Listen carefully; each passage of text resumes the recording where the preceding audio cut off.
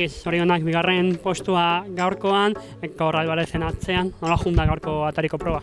Bueno, esan oso motibatuta ginean, 2 kilometroko lasterketa hau gainditzeko.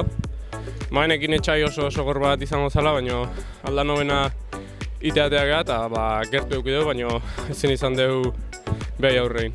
Abezan Jarbaitzaren oroimenezkoa bezalako erlojupeko bat askoz esplosiboagoa eta diferente kudeatu beharrekoa. Bai, azkenean ez da inun indarri gordetzeik eta hemen gaina zirkuito esplosibo honekin baindik eta gutxi 3 segundotara besterik ez zara geratu, denbora oso gutxi dala. Egia da, bera bigarren urteko txernoaria da, zu lehenengo urtekoa, zure lehenengo itzulea, lehenengo esperientziak beti ezberdinak izaten dira. Nola aurre egiten diezu hurrengo etapei?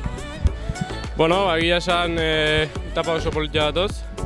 Gehien bat igandekoa, etxean jokatze dula eta gogotxu ongo gala, bertako jendiakin eta.